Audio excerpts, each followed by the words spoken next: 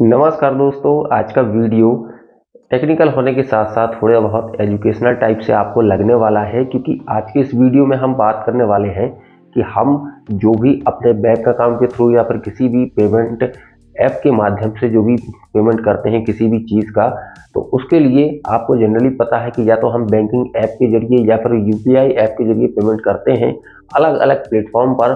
लेकिन दोस्तों, आज मैं बात करने वाला हूँ एक ऐसे पेमेंट के बारे में जो कि हमें स्टेट बैंक के माध्यम से सुविधा प्राप्त होती है, और बहुत से लोग इस सुविधा को जानते भी होंगे, जिसका नाम है एसबीआई कलेक्ट। और एसबीआई कलेक्ट का जो ऑप्शन है वो स्टेट बैंक ऑफ इंडिया की एक और कैटेगरी है, जिसके थ्रू हम अलग अलग सेक्टर में अपना जो पेमेंट है वो उसमें कर सकते हैं। और दोस्तों, एसबीआई कलेक्ट के थ्रू हम कई सेक्टर में अलग अलग पेमेंट कर सकते हैं, चाहे फिर वो एजुकेशनल हो या फिर किसी गवर्नमेंट डिपार्टमेंट का हो या किसी इंडस्ट्री का हो, या फिर आप हेल्थ रिलेटेड किसी भी सेक्टर का पेमेंट करना चाहते हो, यानी कि हॉस्पिटैलिटी हो, तो उसमें आपको अलग से कैटेगरी वाइज वो जो संस्थाएं होती है, वो जो इंडस्ट्री होती हैं, या फिर एजुकेशनल जो भी आपके कॉलेजेस होते हैं, उनके पेमेंट आप आसानी से कर सकते हैं। यानी कि आप उनको जो भी फीस देना चाहते हैं तो उनको आप आसानी से पे कर सकते हैं। और दोस्तों, आज के इस वीडियो में हम कवर करने वाले हैं एजुकेशनल सेक्टर के बारे में, और इसके लिए मैंने एक पेमेंट भी किया है इस वीडियो में, जो कि एक पर्टिकुलर किसी एमबीबीएस स्टूडेंट का है और वो सेकेंड ईयर के स्टूडेंट हैं।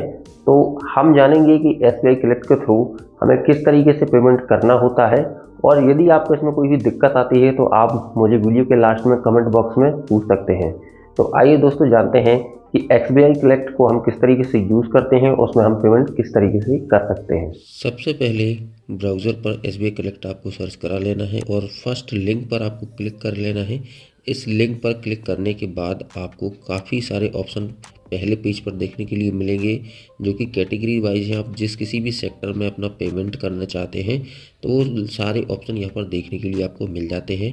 हम एक एमबीबीएस स्टूडेंट का पेमेंट करने वाले हैं, तो हम एजुकेशनल इंस्टीट्यूट वाले ऑप्शन को यहाँ पर सिलेक्ट करा लेते हैं। और इस पर सिलेक्ट करने के बाद सबसे पहले आपको अपना जो स्टेट है, यानी कि जो राज्य है, वो आपको सिलेक्ट कर लेना है। तो मैं जैसे कि मध्य प्रदेश से हूँ, तो मैं यहाँ पर मध्य प्रदेश सर्च करा लेता हूँ। और ये आप देख सकते हैं यहाँ पर ऑप्शन आ गया है। इसको सिलेक्ट करने के बाद जिस किसी भी इंस्टीट्यूट का आप पेमेंट करना चाहते हैं, तो मैं जीएफसी भोपाल को यहाँ पर पेमेंट करने वाला हूँ। तो ये मैंने सेलेक्ट कर लिया और यहाँ पर अब काफ़ी सारे ऑप्शन यहाँ पर खुल जाते हैं। तो नीचे की तरफ आप देखेंगे यहाँ पर हमें पेमेंट की कैटेगरी दिखाई दे रही है। तो जिस कैटेगरी में हमें पेमेंट करना है तो उसको हम सेलेक्ट कर लेते हैं। कैटेगरी को सिलेक्ट करने के बाद हमें और भी कई सारे ऑप्शन नीचे की तरफ दिखाई देते हैं। तो ये एक एक करके सारे ऑप्शन आपको यहाँ पर फिल करना है। स्टूडेंट का नाम, आपने कब एडमिशन लिया है, आपका एनरोलमेंट नंबर, स्टूडेंट का मोबाइल नंबर, कोर्स का नाम जैसे कि एमबीबीएस सब कोर्स, यानी कि मैं सेकेंड ईयर का जो करने वाला हूँ पेमेंट, तो उसके लिए मैं एमबीबीएस सेकेंड ईयर यहाँ पर फिल कर दूँगा। फिर इसके बाद हमें समय सेलेक्ट करना है, हम किस पीरियड के लिए अपना जो पेमेंट है वो करने वाले हैं। इसके बाद हमें अपने बैंक का नाम फिल कर देना है, जिस किसी बैंक से आप पेमेंट करना चाहते हैं, बैंक का अकाउंट नंबर, आईएफएससी कोड, और यहाँ पर आपको बैंक होल्डर का नाम भी बताना है, यानी कि जिस किसी व्यक्ति का खाता है या जिस किसी दूसरे खाते से यदि आप पेमेंट करना चाहते हैं किसी और के खाते से, तो उनका नाम यहाँ पर आएगा, उनका खाता नंबर यहाँ पर आएगा। और बाकी की सारी डिटेल आपको यहाँ पर फिल कर देना है अपने इंस्टीट्यूट के डिमांड के हिसाब से। और नीचे की तरफ आप देख रहे होंगे कि यहाँ पर सारी मैंने जो कैटेगरी है, जो ऑप्शन है, वो मैंने सारे फिल कर दिए हैं। इनको फिल करने के बाद हम और नीचे की तरफ स्क्रॉल कर लेते हैं।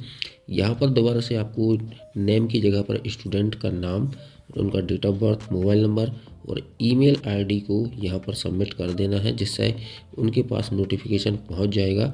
और नीचे की तरफ चेक बॉक्स में आपको यहाँ पर राइट का टिक कर देना है टर्म एंड कंडीशन पर, और नीचे दिए गए जो भी कैप्चा कोड है, इसके बाद आपको नीचे की तरफ स्क्रॉल करना है और नेक्स्ट की ऑप्शन पर आपको क्लिक करा रहना है। इसके बाद फिर से आपको नेक्स्ट के ऑप्शन पर क्लिक करना है। फिर यहाँ पर आपको सारे के सारे जो पेमेंट ऑप्शन है यहाँ पर देखने के लिए मिल जाते हैं। अदर बैंक्स के भी आपको ऑप्शन यहाँ पर देखने के लिए मिल जाते हैं। तो आप दूसरे बैंक से भी यहाँ पर पेमेंट के लिए ऑप्शन देखने के लिए मिल रहा है। पहले यहाँ पर यूपीआई का ऑप्शन हमें देखने के लिए मिल जाता था, जो अभी वर्तमान में यहाँ पर नहीं है। तो दिए गए पेमेंट्स ऑप्शन को आपको सिलेक्ट करके पेमेंट कर लेना है। मैंने यहाँ पर पेमेंट अपना डन कर लिया है और उस पार्ट को मैंने स्किप किया हुआ है और यहाँ पर मैं आपको अपना स्क्रीनशॉट शो करने वाला हूँ, जो कि पेमेंट होने के बाद यहाँ पर दिख रहा है आपको सामने स्क्रीन पर। तो इस तरीके से मेरा पेमेंट डन हो चुका है और आप चाहें तो अपना जो पेमेंट है उसका रिसिप्ट भी डाउनलोड या फिर प्रिंट करा सकते हैं। तो इस तरीके से आपको प्रोसेस अपनाकर अपना जो पेमेंट है एसबीआई कलेक्ट के माध्यम से आपको करना है। और साथ ही साथ मैं आपको बताते चलूँ कि ये जो पेमेंट है आपको काफ़ी जल्दी यहाँ पर पेमेंट करना होता है, यानी कि एक टाइम लिमिट भी यहाँ पर होता है। तो ऐसा ही वीडियो देखने के लिए मेरे साथ बने रहिए और चैनल को सब्सक्राइब करिए, वीडियो को लाइक करिए और मिलते हैं एक और नए वीडियो में। तब तक के लिए दोस्तों नमस्कार।